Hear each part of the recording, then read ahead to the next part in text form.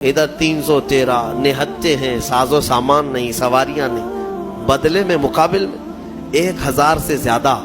سب کے سب ہتھیار سے لیس، ٹرینڈ پہلوان ان کے پاس،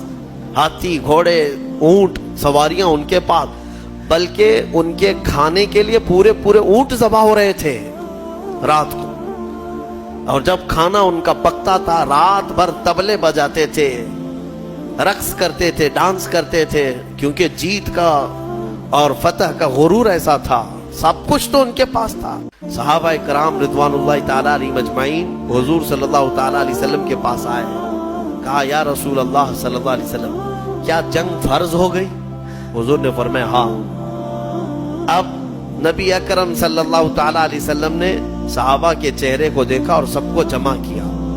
رات کو ایک خطبہ دیا حضور نے۔ خطبے میں کیا فرماتے ہیں؟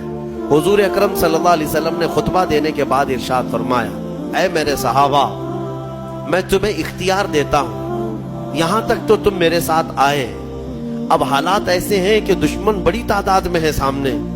ہتھیاروں سے لیس ہے، تم میں سے اگر کوئی ابھی رات کو جانا چاہے واپس تو مدینے کے راستے واپس جا سکتا ہے۔ ایک صحابی ہیں کھڑے ہوتے ہیں، کہتے ہیں یا رسول اللہ صلی اللہ علیہ وسلم، ہم بنی اسرائیل نہیں ہیں کہ جیسے موسیٰ علیہ السلام سے ان کی قوم نے کہا تھا موسیٰ آپ اور آپ کا خدا جائیں، ہم یہاں سے بیٹھ کے دیکھیں گے جنگ کیسی ہوتی ہے۔ حضرت مقداد کہتے ہیں یا رسول اللہ، ہم وہ بنی اسرائیل نہیں ہیں جو اپنے نبی سے کہیں کہ تم اور تمہارا خدا جا کر لڑیں، ہم امت محمدیہ ہیں، ہم آگے بڑھیں گے، اگر آپ کے پسینے کا قطرہ گرے گا ہمارا خون کا قطرہ گرے گا۔ پاک صلی اللہ تعالی علیہ وسلم نے اپنی جماعت میں سب سے پہلے جنہیں اتارا وہ مولا کائنات حیدر کرار تھے، علی مرتضیٰ کو سب سے پہلے میدان میں اتارا، ان کے بعد دوسرے نمبر پر امیر حمزہ رضی اللہ تعالی، تیسرے پر حضرت ابو عبیدہ بن جراح۔ یہ تینوں اپنے زمانے کے ایسے قوی اور مضبوط لوگ تھے کہ ان کے مقابل میں جلدی کوئی آتا نہیں تھا، لیکن ان تینوں میں سب سے کم عمر حضرت علی کی تھی۔ اس کے بعد مقابلہ شروع ہوا، شروع میں ایک کے بعد دیگرے ہوتے تھے، یعنی صفوں کی صفیں آپس میں مل جاتی۔ اب یہ مقابلہ اس قدر سخت ہو گیا کہ دوپہر کے وقت اللہ تبارک و تعالیٰ نے 3000 فرشتوں کو اتارا،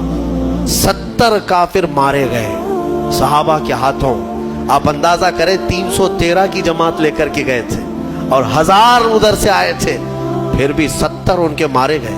70 پکڑے گئے قیدی بن کر کے، اور ادھر صرف 13 میں سے اگر جوانوں کو دیکھا جائے تو 11 صحابہ اکرام کی شہادت ہوئی۔